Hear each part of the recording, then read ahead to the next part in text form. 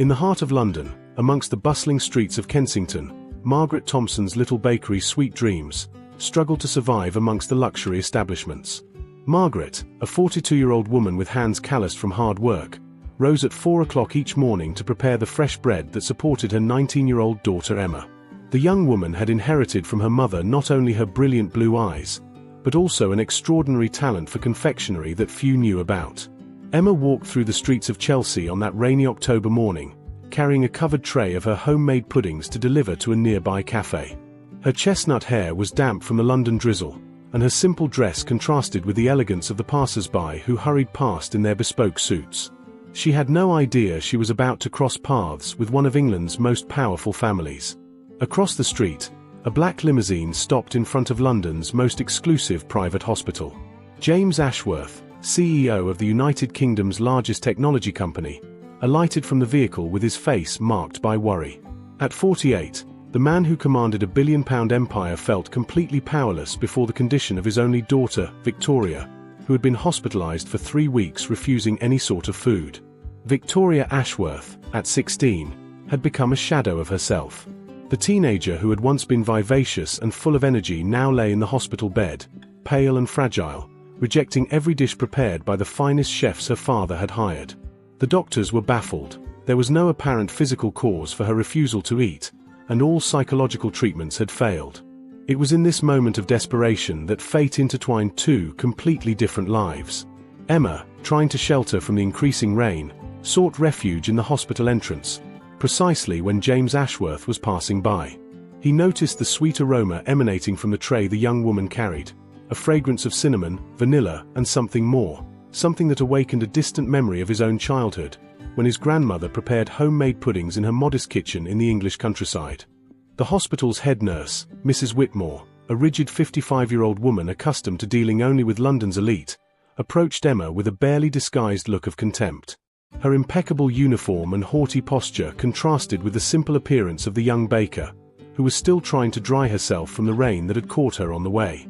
"Excuse me, but this is no place for street vendors," said the nurse with a cutting tone that echoed through the hospital's marble foyer.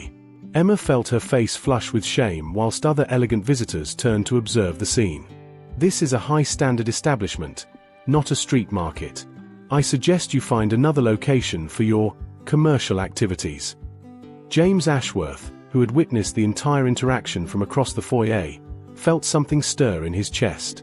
There was something about the quiet dignity with which the young woman endured the humiliation that touched him deeply. Emma didn't argue back, didn't defend herself with harsh words. She simply lowered her head, murmured an apology and headed back out into the rain.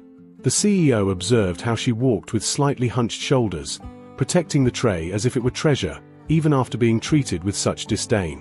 There was a grace in the way she moved, a quiet strength that reminded James of his own mother, who had raised 5 children alone after his father's early death. He recognized that determination, that dignity in suffering. In that moment, something awakened in James Ashworth's heart, a curiosity, perhaps even admiration for that young woman who, even when humiliated, kept her head held high. He didn't know it yet, but that chance encounter would change not only his perspective on social class, but would also save his daughter's life in a way that no specialist doctor had managed to achieve. 3 days later, James couldn't get the image of the young baker out of his mind. During his daily visits to the hospital, where Victoria continued refusing any food, he found himself looking out of the window, perhaps hoping to see her again. It was then he decided to discreetly investigate who that young woman was who carried sweets with such care even in the rain. His investigations led him to the little bakery Sweet Dreams, where he discovered that Emma Thompson was not only the owner's daughter, but a self-taught confectioner of extraordinary talent. The neighbors told stories about how she had learned to cook at 10 years old to help her mother, developing her own recipes that combined traditional British techniques with innovative touches she had discovered in old books from the local library. Margaret Thompson had raised her daughter alone after her husband's premature death in a workplace accident. With only the insurance money, she had bought the small bakery and built a modest but dignified life. Emma had sacrificed her dreams of studying patisserie in Paris to stay beside her mother, transforming the little bakery into a special place in the neighborhood, known for birthday cakes that made children smile and puddings that comforted lonely elderly folk. James discovered that Emma had the habit of preparing extra portions of her sweets to distribute freely at the local care home, and that during the pandemic, she had organized free deliveries to families in need, using her own savings when necessary. There was a purity in her actions that deeply touched the CEO's heart, accustomed to a world where every gesture had a price or hidden intention. What surprised James most was discovering that Emma had developed a special pudding recipe using ingredients she herself grew in a small garden behind the bakery. A mixture of herbs her grandmother had taught her, combined with techniques she had perfected over the years. It was this special pudding she had been carrying that rainy day, prepared with a love and dedication that no famous chef could replicate, however talented they might be. A week after their first encounter, Emma was returning from the children's hospital where she had donated baskets of sweets to the young patients. A monthly tradition she had maintained for 2 years, even when the family's finances were tight. It was her way of giving back to the community that had always supported the small family bakery, especially during the most difficult moments after her father's death. On her way back, she came across a scene that made her heart race. An elderly lady had fallen on the wet pavement in front of the same hospital where she had been humiliated days before. Whilst dozens of well-dressed people hurried past, pretending not to see or simply avoiding getting involved, Emma didn't hesitate to drop her bicycle and run to help the lady. The elderly woman, Mrs. Florence Davies, was actually the mother of one of the hospital's board of directors.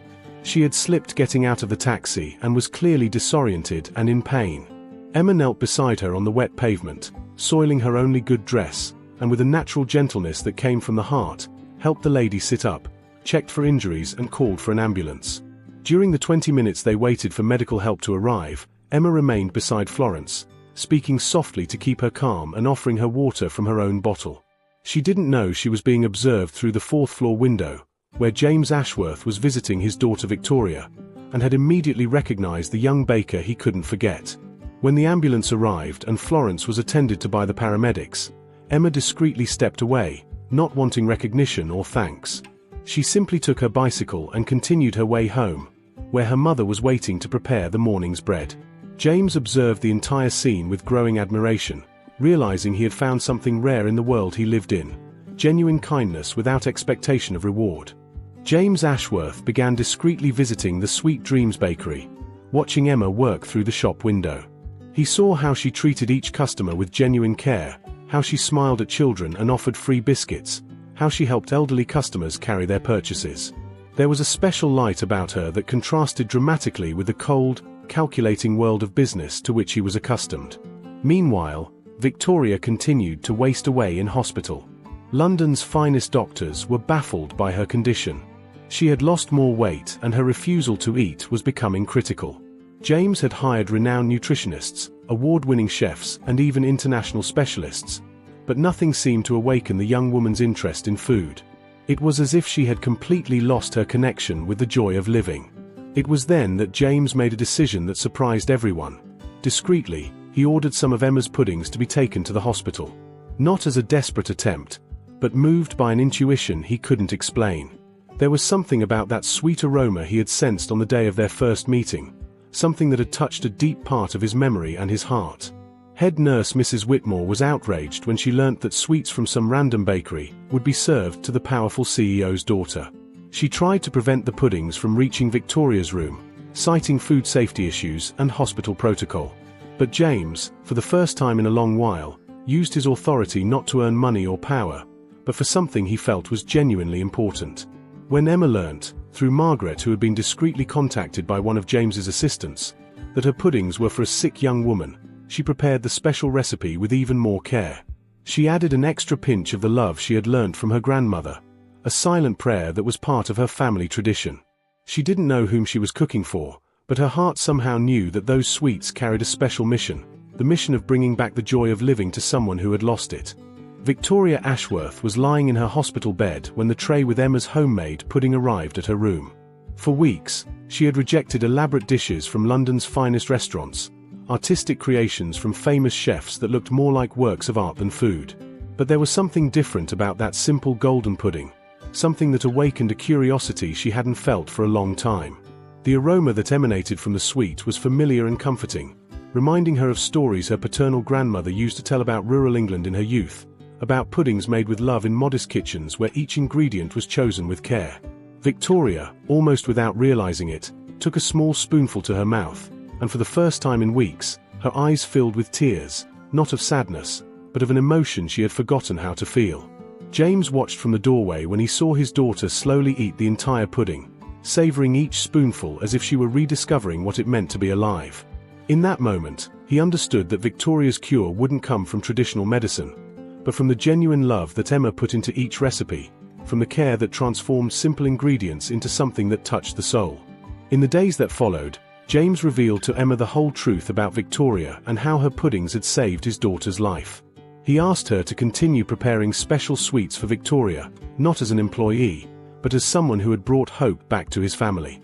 Emma, with her natural generosity, not only accepted, but also became a special friend to Victoria, teaching her old recipes and sharing stories about the simple life that had healed a wounded heart.